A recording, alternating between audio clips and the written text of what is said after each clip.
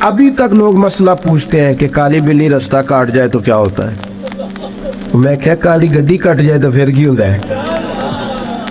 اور پیر تویز دھاگے والے اللہ خیر کرے صبح 9 بجے تو دیگر تک تویز لکھ دیں۔ پیروں کا کام تو تبلیغ کرنا ہے، تعلیم دینا ہے، قرآن حدیث پڑھانا ہے۔ آپ تویز دھاگا کر رہے ہیں، کریں، ناجائز نہیں، لیکن جو لوگ لوگوں کو کمزور کرتے ہیں، جنہیں منڈیاں دا کام کرو انہوں دل نہیں کرتا، سارے انہوں کالا جادو ہو گیا۔ وہ کام کر کوئی میرے بھائی، مہربانی کر، باہر نکل، جدوجہد کر۔ جادو کدھر سے آ گیا؟ جادو اتنا ہی فارغ ہے تیرے پاس ہی آ گیا۔ کوئی کام کرے، کوئی ہمت کرے، جدوجہد کرے۔ کمزور ضعف اعتقادی پیر صاحب کے پاس گئے تو پیر صاحب نے کہا تینوں کسی نے کچھ کیتا ہے؟ اور پیر صاحب اللہ سے ڈرو، یہ بیچارہ سارا دن بدگمان رہے گا، کس کس کے بارے میں برا سوچے گا، کس شخص سے نفرت کرے گا، کیا کیا اس کے ذہن میں آئے، اتنا آپ نے اس کے ذہن کو بدگمان کر دیں۔ ڈرو اللہ سے۔ مسلمان کبھی ضعف اعتقادی کا شکار نہیں ہوتا۔ یہاں تک کہ کچھ لوگ کہتے ہیں جی مجھے بندش کر دی ہے کسی نے۔ آپ میں سے جو میری طرح کم پڑھا لکھا آدمی ہے وہ بھی اپنے دل پہ ہاتھ رکھ کے بتائے، ادھر دیکھیں میری طرف، یہ ہو سکتا ہے کہ اللہ تعالیٰ نے رزق میرے گھر میں بھیجا تھا، کسی نے رستے میں روک لیا ہے؟ جلدی بتاؤ، ہو سکتا ہے؟ تو یہ بندش کیا بلا ہوتی ہے؟ بے برکتی ہو جاتی ہے، نظر لگ جاتی ہے، یہاں تک تو مسئلہ ٹھیک ہے۔ یہ کیا بات ہوئی؟ اللہ نے بھیجا تھا اور بندے نے رستے میں۔ وہ کوئی خدا کا خوف کرو، کس طرح کی باتیں کرتے ہو؟ مومن کی یہ بات ہوتی ہے؟ اللہ کے بندے اس طرح سوچتے ہیں؟ کوئی ضعف اعتقادی نہیں، کوئی کمزوری نہیں۔ 313 کا لشکر، 1000 سے مقابلہ، نہ زرہیں، نہ تلواریں، نہ گھوڑے، نہ سامان ضرب و ضرب۔ یا رسول اللہ کرنا کیا ہے؟ فرمایا رب کا نام لے کے کھڑے ہو جاؤ، اللہ فتح عطا کر دے گا۔ تم نکلو میدان میں، لیکن خدا کا۔ کتنے بم برس گئے فلسطین پر، کیوں نہیں نکلتے؟ ایٹمی طاقتیں ہونے کے باوجود بھی لوگ تگڑا بیان بھی نہیں دیتے، کیوں نہیں دیتے؟ بزدل ہیں۔ میدانوں میں ایٹمی بم سے نہیں لڑا جاتا، ایمان کی طاقت سے لڑا جاتا ہے۔ ترس نہیں آتا تمہیں ان بچوں پر؟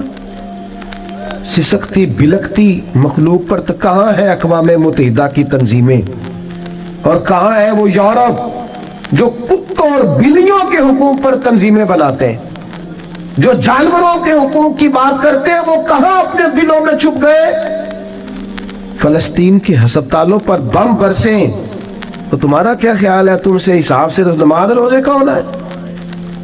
اللہ کے بندے تڑپتے رہے اور رب پوچھے گا نہیں؟ رسول پاک علیہ السلام نے تو فرمایا مالک قیامت کے دن کہے گا میں جو اس کی شان کے لائق ہے۔ اللہ فرمائے گا میں بھوکا تھا، تو نے کھانا کیوں نہیں کھلایا؟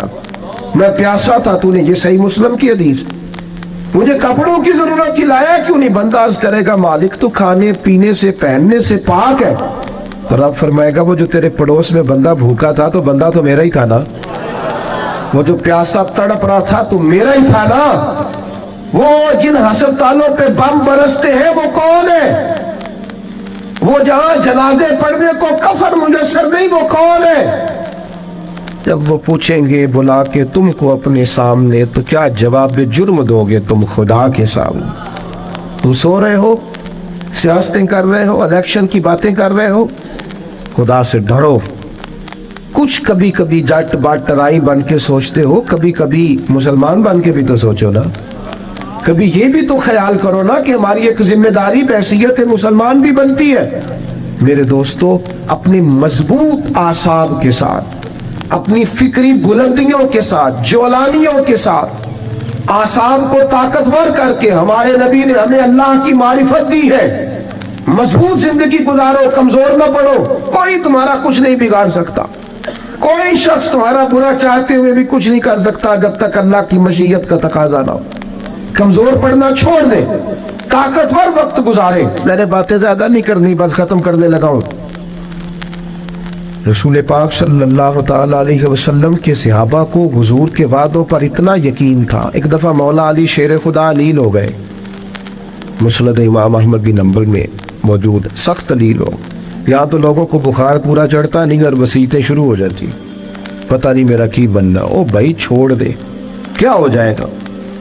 میرے آپ کے چلے جانے سے کیا فرق پڑتا ہے دنیا کو؟ بڑے بڑے چلے گئے, کوئی فرق نہیں پڑا. اتنی زیادہ ایموشنل باتیں کرنا اور کمزور ہونا اور دوسروں کو بھی کرنا, اس کا معنی ہی کوئی نہیں.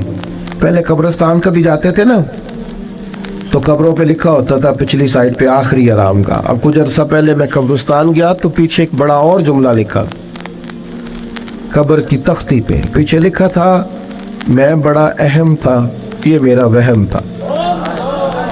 یہ وہم ہے صرف کہ میرے بغیر کام نہیں چلتا, سب کے بغیر چلتا ہے. کچھ بھی نہیں ہو, سب چلتا. حضرت مولا علی شیر خدا کرم اللہ تعالی وجہ الکریم علیل ہو گئے, اور علالت اتنی زیادہ ہوئی کہ ظاہری طور پر کھڑے ہوتے نا تو جسم مبارک کانپتا بظاہر دکھائی دیتا. ایک صحابی تیمارداری کو گئے, جا کے عرض کی حضور آپ تو بڑے علیل ہو گئے, اللہ تعالیٰ. وہ پریشان ہو گئے تھے, صحت کی دعائیں کرنے لگے, عمر کی دعائیں کرنے لگے. تو مولا علی مسکرا پڑے, شدید بیمار ہے, مسکرائے, فرمانے لگے فکر نہ کر, مجھے کچھ بھی نہیں ہوگا, کچھ بھی نہیں ہوگا. میں نے کہا جناب صحت اتنی علیل ہے, فرمایا تمہیں کہا ہے نا کچھ بھی نہیں ہوگا, اس بیماری سے کچھ نہیں ہوگا. کہا کیوں؟ فرمانے لگے نبی پاک علیہ السلام نے فرمایا کہ علی تمہاری داڑھی خون سے رنگین ہوگی, پھر تم دنیا سے جاؤ گے. فرمایا مجھے سمجھ آ گئی ہے کہ میں بیماری سے نہیں جاؤں گا, شہادت سے جاؤں گا, کیونکہ ساڈے نبی دی زبان ساڈے واسطے قرآن. حضور نے فرمایا لہذا یہ بیماری میرا کچھ بگاڑ سکتی کچھ بھی نہیں ہوگا. اور مولا علی ٹھیک ہو گئے چند دنوں کے بعد. ہم ہر بات میں کمزور ہیں. بھائی آ جاتی ہیں, کون نہیں بیمار آج؟ میں نے بھی 4 گولیاں کھائی ہیں سویرے اٹھتے ہی, پھر تھوڑی دیر کے بعد پھر کھاؤں گا. کوئی نہ کوئی بیماری, کوئی نہ کوئی چیز لوگوں کو لگی ہوئی ہے, کسی کو کوئی اور کسی کو. اب تو بچے پیدا ہوتے ہیں تو تھوڑی دیر کے بعد ڈاکٹر ٹیسٹ کر کے کہتا ہے فلانا فلانا مسئلہ ہے. اب یہ لے کے بیٹھ جائیں گے, اس کو دماغ پہ سوار کریں گے. بیمار, پریشان اور بوڑھا اور غریب صرف وہ بندہ ہوتا ہے جو یہاں سے ہوتا ہے. تو یہاں سے بیمار, بوڑھا, غریب نہیں نہ ہوتا, وہ کبھی بھی ہوتا. طاقتور رہے, جیے, جتنا وقت اللہ نے دیا ہے وہ مضبوط ہو کر گزارے, اپنے رب کی معرفت رکھیں. رسول پاک علیہ السلام داعیہ اللہ, نبی پاک نے اپنی امتیوں کو طاقتور کیا. میں جیسے میں نے کہا تھا میں بس بات سمیٹنے لگا ہوں, موت کا خوف بھی نہیں طاری کرنا.